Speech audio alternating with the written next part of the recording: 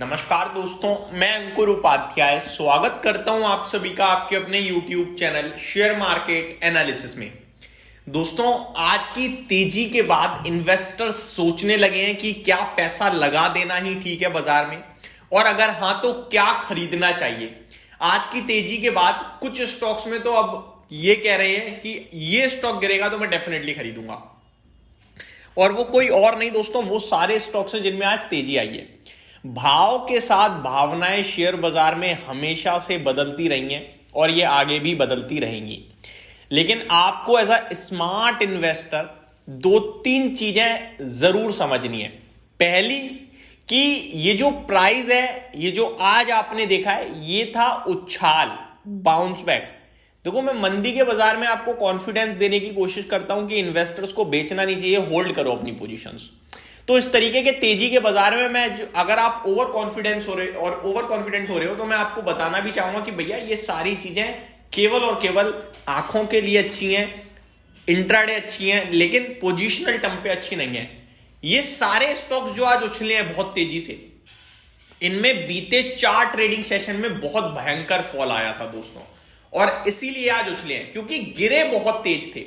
गिरावट के पीछे कोई फंडामेंटल रीजन नहीं था, केवल और केवल सप्लाई का रीजन था कि सप्लाई बहुत ज्यादा है और डिमांड है नहीं, तो शेयर्स कंटिन्यू बेसिस पे हेवीली टूटे। और आज जब मार्केट ने बाउंस बैक और उछाल मारा तो इन स्टॉक्स ने ही उछाल मारा।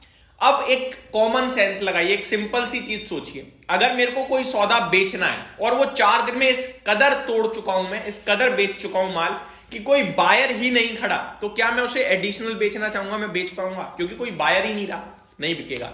तो मेरे को अगर वो माल किसी को बेचना है तो कैसे बेचना पड़ेगा? एक उछाल मरवाओ स्टॉक में।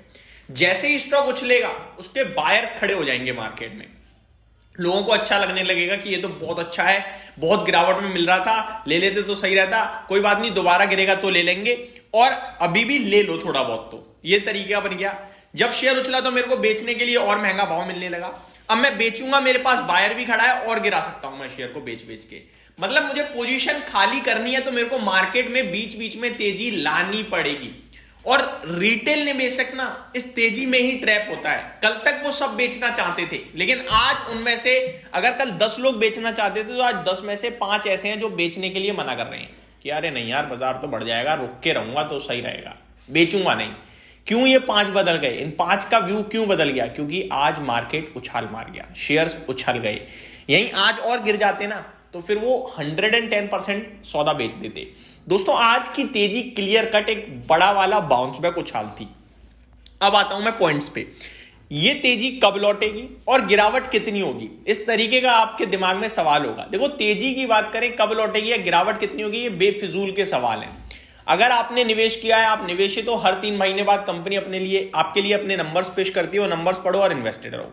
लेकिन फिर भी अगर आप लेवल्स के हिसाब से मार्केट को जज करते हो तो निफ्टी में आज कितनी तेजी थी? 70-100 पॉइंट। वो तेजी देखकर आप कहोगे कि भाई बाजार में तेजी लौट गई? नहीं कहोगे। सेंसेक्स में कितनी तेजी थी? फ्लैट टू पॉजिटिव था, 1/3% ऊपर था टोटल। उसको देखकर क्या आप 1/3 भी नहीं था, 0.22% था। क्या सेंसेक्स को देखकर आप ये कहोगे कि भाई बाजार में तेजी लौटी? नहीं कहोगे। मिड कैप, स्मॉल कैप और बैंक निफ्टी ऊपर थे, ठीक है जी।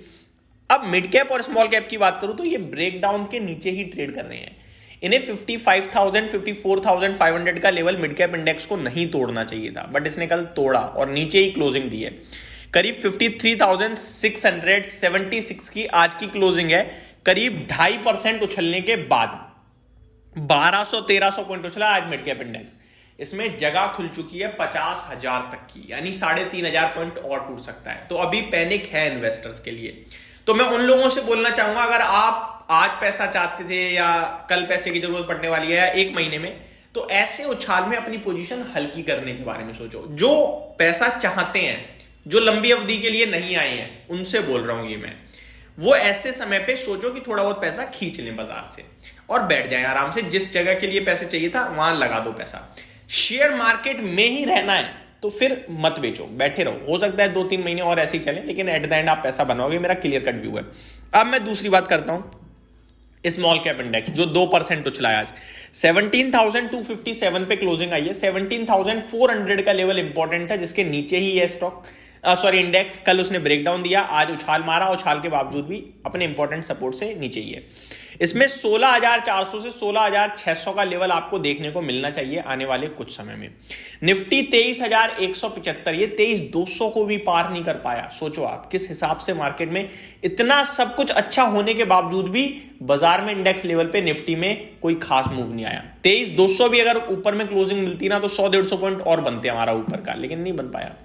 23,600 इंपॉर्टेंट लेवल है दोस्तों, जिसके ऊपर हम दोबारा पॉजिटिव हो जाएंगे, लेकिन उससे पहले वीक है मार्केट और गिर सकता है और गिरेगा भी। तो आज आपने ये समझा कि बाजार उछलता है तो शेयर्स उछलते हैं, कल आपको ये पता लगेगा मार्केट गिरेगा तो दोबारा गिर जाएंगे।